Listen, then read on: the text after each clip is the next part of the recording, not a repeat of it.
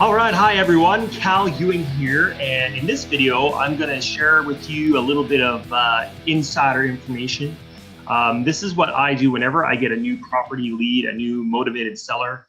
I always want to find the mortgage information and the transaction history of a property. The reason for this is usually when I'm making my offer, I want to know ahead of time what kind of financial situation they are in and their house is in, how much equity they have, that kind of thing. Because if they owe more than the house is worth on their mortgage, they're underwater or close and have no equity, there's really very zero or low chance of having probably my offer, because it's going to be a lot lower than market value, accepted by the seller, because they just can't, right? Because they won't be able to pay off their mortgage unless they do some sort of short sale situation.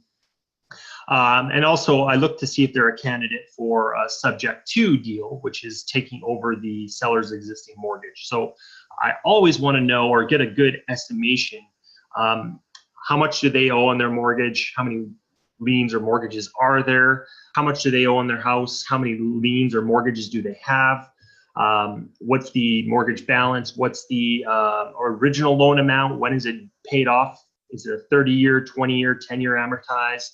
What's the interest rate? What's the monthly payment? Okay, and so I can show you exactly how to at least predict or estimate what all these values are. Okay, so I'm going to share with you some of the resources I use to gather this information and calculate this, but there's other ways to do it. Okay, so you don't have to use the exact same sources that I use. I'm going to just show you what I do. Okay, so I'm going to share my screen. Okay, so I use for most of my property data, I use a website called My First Am, and they also have an app for your phone. And this is put together through First American Title. And so the only way to get this, you can't just download it directly. You have to actually get a password or an account for this particular website and app, and you have to call First American, and there's branches all over the US. So just find a branch in the market that you're buying houses in, give them a call, and tell them that you're working in the area, you want to work with them, and that you want to get access to this app. Now, I've never actually closed a deal through First American Title, but that's their goal, is they want to provide you with property information so that you can use them to close your deals, which that's what you want to do, go ahead. I just have never actually used First American to close my deals. Okay, but that's how you get access. So I'm just going to search a house that I actually used to own. So all you do is hit Run Combined Report once you type in the address, and it'll show you a map of the area that you can zoom around on. And then it's going to pull up this report. Okay, and you can print it, you can email it, you can create a PDF, but it's really handy. So it's going to give you all the property and owner information, tax ID numbers, subdivision, legal description, all those things that you need anyways. And then it pulls the property characteristics from the county. So whatever data that the county has about that house, it's going to pull that and present it to you here, beds and bath and that kind of thing, size, age. And then it's going to give you the tax information, which I always find handy when I'm doing my calculations, whether it's a rental or flip. I always want to know how much is the annual tax amount, and what is the tax assessed value for the property, as well as any exemptions, tax exemptions on the house. And then the sale and loan information. So this section here is more general, but you can actually scroll down to transaction history here, and it gives you a detailed history of the house. So you can see how many different owners there were over time, deed transfers, and then any mortgages, okay? So let's just look at the most recent one here. So we actually sold this house to this buyer in 2017. So this would be the deed, this document here. It says deed transfer. So this is just the deed. But then if there is financing involved, there's also going to be a finance document or a mortgage or a deed of trust. And so that's what this is. So it'll tell you the recording date of the mortgage. A lot of times it'll tell you the mortgage term, so 30 years, the lender name, and then the loan amount, and then of course the borrower. Okay, so you just click that link and you can actually view the mortgage document, and I have it here in another window.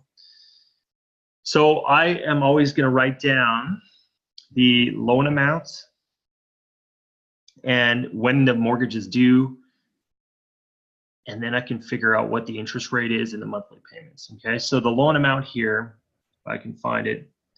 So this is May 31st, 2017 for 115,425, and you can see it's due in 2047. Okay, so we know it's a 30-year mortgage, so that's important. We know the loan amount, which is 115,425. Okay.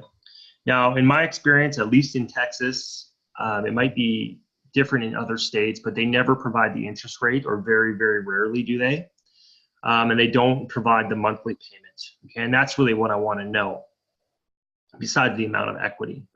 Okay, but that's what I'm doing here. So then what I'm going to do is I'm going to get my handy website for estimating interest rates. So this was May 2017 that the loan was created. So I've shared this website with you in the course materials, and I'm going to show you how it works here. So here, all you need to do is go to the year. So this one was 2017, okay, and it was May. So I'm going to go to 30-year fixed rate. I usually just use the fixed rate one. Go down to May, and 30-year fixed rate average. So this is the national monthly average for all of the US. So this particular loan might be different, but it's the best we can do right now without asking the seller directly. So 4.01%. Okay, so that's good enough to go on for now. So now I'm going to share with you the app I use on my phone. But this is a mirror of my phone. And you can see here, I've got a couple different apps. I like this loan calculator a lot, but this one's not bad too. But there's a lot of different mortgage calculators, loan calculators, also known as financial calculators. So I'm going to go in here, and we're trying to figure out what the monthly payment is on this loan. Okay, so I can't remember the exact number that I just showed you, but it was 115 and change. So we're just going to use 115. Okay, that's the loan amount. Now, the number of months, it was a 30-year loan, so times by 12 is 360 months. And the interest rate we found out, or we estimate, is 4.01. Okay, and we're going to solve for the payment amount by just tapping calculate. Okay, so now we know that the monthly payment is about $550 a month, and you can see how much interest they're going to be paying over the entire 30 years of the loan. But the other thing that's interesting is if you click View Amortization Table, you can actually figure out when or how much equity they have, or how much the principal balance left. So that was May 2017, and it's actually just about May 2019. So 2 years, so that's 24 payments. So we're actually at 23 payments right now for this particular loan. So they are actually going to owe right now about 111,000, give or take. Okay, so if I'm going to be making, and I'm just going to stop sharing now.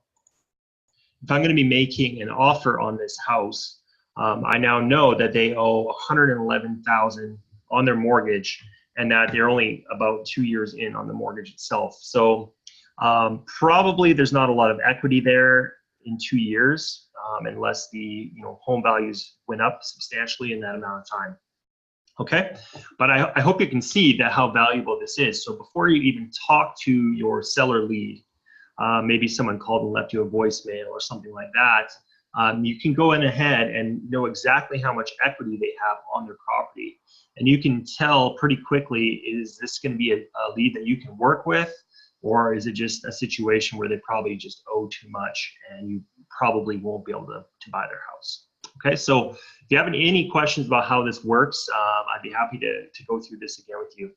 Otherwise, happy house hunting, and we'll see you on the next video.